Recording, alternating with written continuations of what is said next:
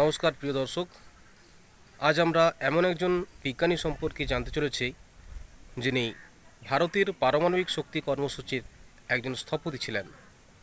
তিনি বেঁচে থাকলে হয়তো ভারতকে পারমাণবিক শক্তিতে একটি অনন্য সাফল্য নিয়ে দিতে পারতেন। মানব সমাজের কল্যাণে যারা অবিরাম অক্লান্ত পরিশ্রম করে চলেছেন এবং যারা বিজ্ঞান সাধনায় নিজেদের জীবন উৎসর্গ করেছেন, তাদের মধ্যে তিনি একজন। তিনি হলেন হোমি জাহাঙ্গীর ভাবা।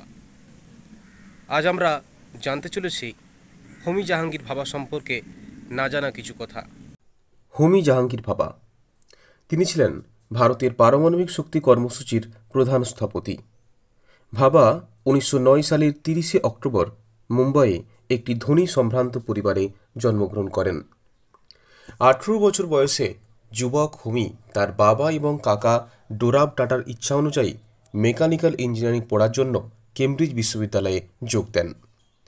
তার জন্য তার বাবা এবং কাকা পরিকল্পনা করেছিলেন যে তিনি ইংল্যান্ডে পড়াশোনা করার পরে ভারতে ফিরে আসবেন এবং জামশেদপুরে টাটা স্টিল বা টাটা স্টিল মিলে ধাতুবিদ হিসেবে যোগ দেবেন। পদার্থবিদ্যার প্রতি তার দৃঢ় আগ্রহ তাকে এই ক্ষেত্রে আরেকটি ডিগ্রি সম্পন্ন করার জন্য তার কেমব্রিজে থাকার সময় বাড়িয়ে দেয়। তিনি তার প্রথম বৈজ্ঞানিক গবেষণাপত্র the absorption of cosmic radiation এরপর নিউক্লিয়ার ফিজিক্সে ডক্টরেট পান। তিনি ইলেকট্রন প্রোজিট্রন বিক্ষিপ্তকরণ ব্যাখ্যা করেন, যা পরবর্তীতে তাঁর সম্মানার্থে ভাবা স্ক্যাটারিং নামকরণ করা হয়। 1939 সালে তিনি একটি সংক্ষিপ্ত ছুটির জন্য ভারতে আসেন, কিন্তু দ্বিতীয় বিশ্বযুদ্ধ শুরু হওয়ায় তিনি ফিরে যেতে পারেননি। তিনি 1945 সালে tata institute of fundamental research বা TIFR এর প্রতিষ্ঠা করেন এবং তিনি ট্রম্বে অ্যাটমিক এনার্জি এস্টাবলিশমেন্ট প্রতিষ্ঠা করেন, যা পরবর্তীতে প্রধানমন্ত্রী ইন্দিরা গান্ধী তাঁর স্মরণে ভাবা অ্যাটমিক রিসার্চ সেন্টার নামে নামকরণ করেন। ভাবা একজন চিত্রশিল্পী এবং শাস্ত্রীয় সঙ্গীত ও অপেরা উৎসাহী ছাড়াও একজন অপেশাদার উদ্ভিদবিদ ছিলেন। 1954 সালে তিনি পারমাণবিক বিজ্ঞানে অসামান্য অবদানের জন্য পদ্মভূষণ পুরস্কারে ভূষিত হন। 1955 সালে তিনি পারমাণবিক শক্তির শান্তিপূর্ণ ব্যবহারের উপর প্রথম আন্তর্জাতিক সম্মেলনের সভাপতি নির্বাচিত হন, যেটি জেনেভাতে জাতিসংঘ কর্তৃক আয়োজিত হয়েছিল। 1966 সালের 24 জানুয়ারি এয়ার ইন্ডিয়া ফ্লাইট 101 দুর্ঘটনায় হোমি ভাবা মারা যান।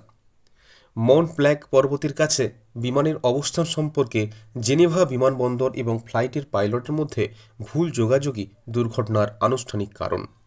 বিমান দুর্ঘটনার জন্য বেশ কিছু তত্ত্ব প্রস্তাব করা হয়েছিল, যার মধ্যে একটি ষড়যন্ত্র তত্ত্ব দাবি করা হয়েছিল যে ভারতের পারমাণবিক কর্মসূচিকে পঙ্গু করার জন্য কেন্দ্রীয় গোয়েন্দা সংস্থা বা CIA জড়িত ছিল, কিন্তু কোনোটিই প্রমাণিত হয়নি।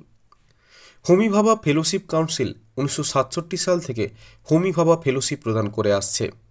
তার নামে উল্লেখযোগ্য প্রতিষ্ঠানের মধ্যে রয়েছে হোমি ভাবা ন্যাশনাল ইনস্টিটিউট এবং হোমি ভাবা সেন্টার ফর সায়েন্স এডুকেশন।